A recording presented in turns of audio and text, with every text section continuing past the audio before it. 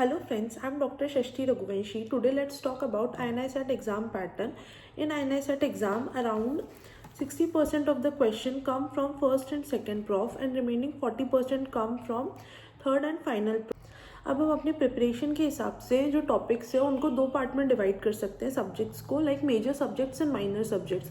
तो major subjects में जो आते हैं वो हमारे फर्स्ट और सेकंड प्रॉफ के सब्जेक्ट होते हैं, like anatomy, biochemistry, path, pharma, micro. And final year के और थर्ड ईयर के जो इंपॉर्टेंट सब्जेक्ट्स हैं उनमें से obs gynae, surgery, forensic medicine and biostats in PSM.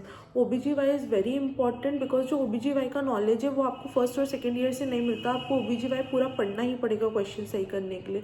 And OBGY के कैंसर्स वगैरह काफ़ी ज़्यादा पूछे जाते हैं. इन सर्जरी जो बिलियो पैनक्रियाटिक सर्जरीज होती हैं उन पे काफ़ी क्वेश्चंस आते हैं, रिपीटेड क्वेश्चन आते हैं. इवन अभी एम्स के जो नवंबर वाला पार्ट था उसमें भी इसमें काफ़ी क्वेश्चंस आए.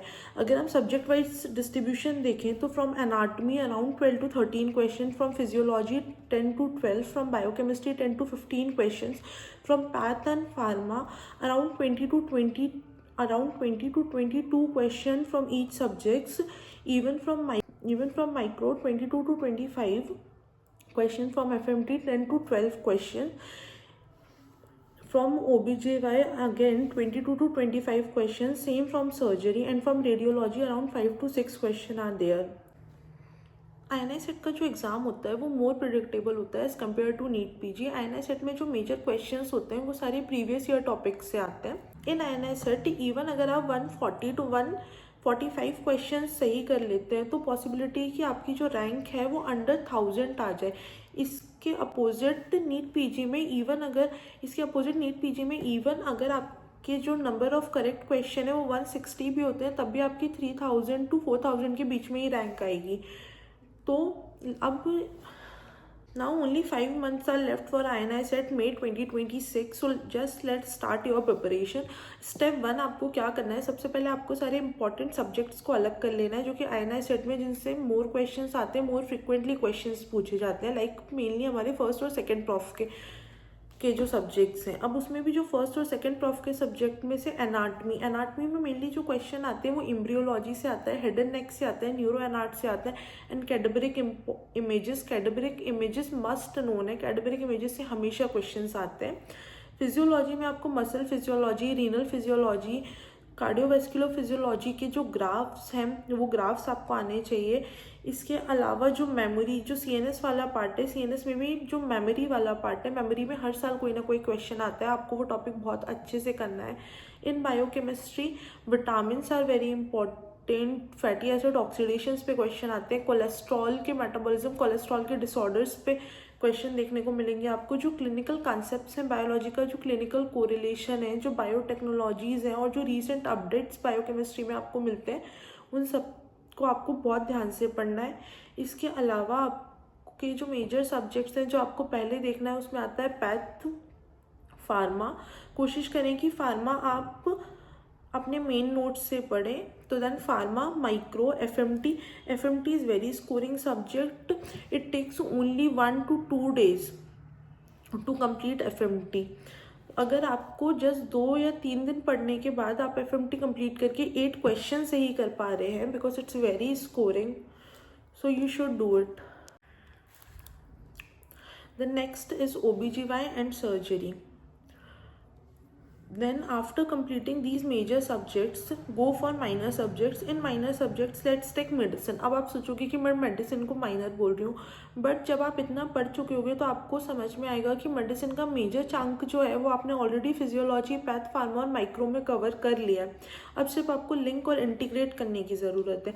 मेडिसिन के लिए आप दीपक मारवा सर के नोट्स यूज़ कर सकते हो. मैंने दीपक मारवा सर से पढ़ा था. और इसके अलावा आप सारा इंटीग्रेट करने के लिए BTR भी यूज़ कर सकते हो. अदर माइनर सब्जेक्ट में एनेस्थीसिया से लाइक 4 to 5 क्वेश्चंस आते हैं. आइदर यू मे नो और यू मे नॉट. इसमें भी पर मेनली जो ड्रग वाला पोर्शन है वो आपको अच्छे से कर लेना चाहिए. The next is ENT, ophthal, peds and radio की जो इमेजेस हैं वो बहुत इंपॉर्टेंट.